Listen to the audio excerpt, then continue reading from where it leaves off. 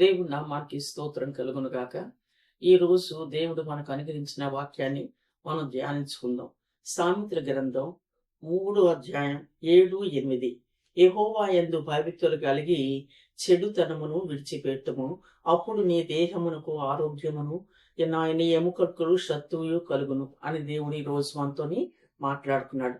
ఏంటంటే మాట్లాడుతున్నాడు, యెహోవా యందు భయభక్తులు కలిగి మన చెడుతనాన్నట మనం విడిచిపెడతానంట ఆయన మనకేంటి ఇస్తానంటున్నాడు, మంచి ఆరోగ్యాన్ని ఇస్తానంటున్నాడు, మన ఎముకలకి శక్తు వస్తానని సెలవిస్తున్నాడు. నిజంగానే ఎంత మంచి వాక్యం అండి. ఆయన యందు భయభక్తులు కలిగి జీవిస్తేను ఆయన మనకి ఆరోగ్యాన్ని అనుగ్రహించే దేవుడు, మనకి ఆయన శక్తిని బలాన్ని అటు సమస్త అనారోగ్యత నుంచి దూరపరిచే దేవుడని ఈ రోజు దేవుని వాక్యం ద్వారా మనం చూస్తున్నాం. కాబట్టి దేవుడు గొప్ప దేవుడు కాబట్టి ఆయన యందు భయభక్తులు కలిగి జీవించడానికి మనం ప్రయత్నిద్దాం. ఆయన యందు భయభక్తులు కలిగి జీవిస్తే ఎన్నో ఆశీర్వాదాలు మనకి ఆయన ఇస్తానంటున్నాడు. కానీ మానవుడు ఏం చేస్తున్నాడంటేను ఆయన యందు భయభక్తులు కలిగి జీవించలేకపోతున్నాడు, ఆయన ఎందుకు రాలేకపోతున్నాడు, ఆయన్ని ఆశ్రయించలేకపోతున్నాడు, ఆయన యందు నమ్మకం ఉంచుకోలేకపోతున్నాడు. కాబట్టి ఈ లోకంలోని ఎన్నో కష్టాలు, బాధలు, వేదనలకి అటుపట్టు మానవుడు గురవుతున్నాడు. కానీ దేవుడు చెప్తున్నాడు ఏంటంటేను, మీరు నా యందు భయభక్తులు కలిగి ఉంటే అంతే చాలు, మీకేం చేస్తానంటేనంటే ఆరోగ్యాన్ని అనుగ్రహిస్తానంటున్నాడు.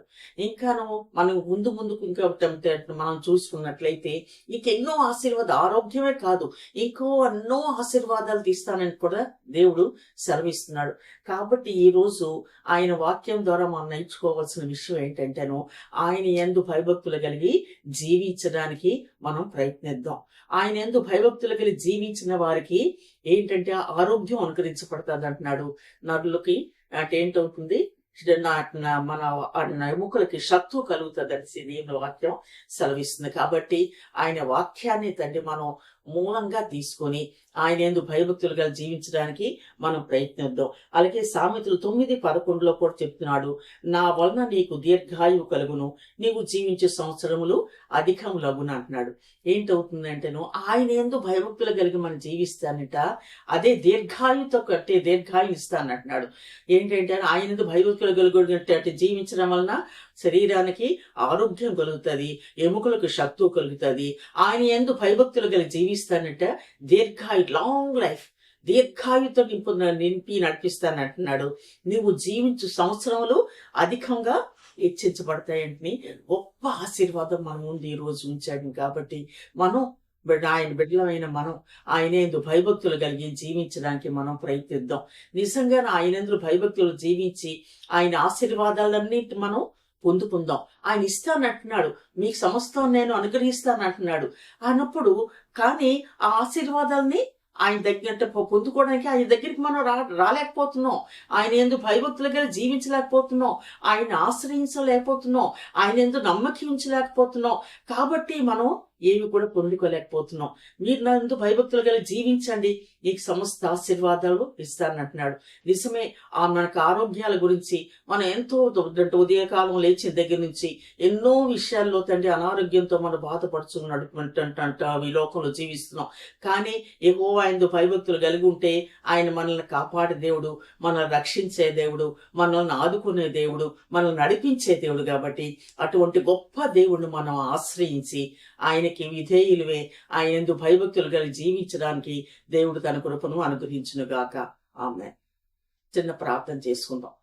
పరిశుద్ధంగా తండ్రి, కరుణగల రాసా, దయగల తండ్రి, కృపగల దేవ, నువ్వు తండ్రి ఎంతైనా నమ్మదగిన వాడు. నువ్వు వాగ్దానం చేసిన వాగ్దానాలు నీ బిడ్డల పట్ల నెరవేర్చే దేవుడు నాయన.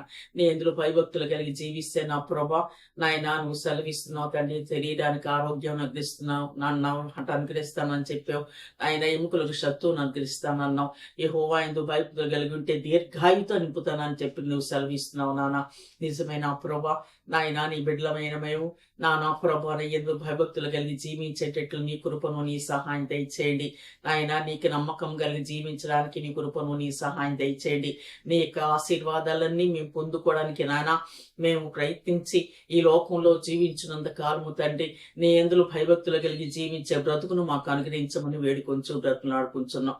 ఆయన ప్రతి ఒక్క బిడ్డ కుటుంబాన్ని దీవించి ఆస్వాదించండి నాన్న. ప్రతి ఒక్క బిడ్డ అవసరతలు తీర్చండి. ప్రతి ఒక్క బిడ్డ అక్కర్తలు తీర్చండి. నీ సమృద్ధిలోంచి తీర్చి తృప్తిపరిచి నీ దీవెనల ఆశీర్వాదాలతో నింపి నడిపించండి. ఆయన ఏ కుటుంబంలో ఏ అస్వస్థత ఉందో నీకు తెలుసును కదా నాన్న. ప్రతి ఒక్క బిడ్డలో ఉన్న అస్వస్థతను దూరపరచండి. సంపూర్ణమైన ఆయురారోగ్యాలతో నింపి నడిపించండి. నీ రెక్కల చోట్ను మరుగుపరచండి నాన్న. నువ్వే బిడ్డలకి తండ్రి ఆ కాపరిగా, తోడుగా, నీడగా, ఆశ్రయదుర్గంగా, ఎత్తైన కోటగా ఉండి నడిపించి నీ కృప చూపించమని, సదాకాలము నేను మీతో కూడా ఉంటాను వాగ్దానం నీ బిడ్డలమైన మా పట్ల నెరవేర్చి నీ కార్యం జరిగించమని, ఈ దీన భేద ప్రార్థన అంగీకరించమని యేసయ్యను అడుగుచున్నాం తండ్రి. ఆమేన్, ఆమేన్, ఆమేన్.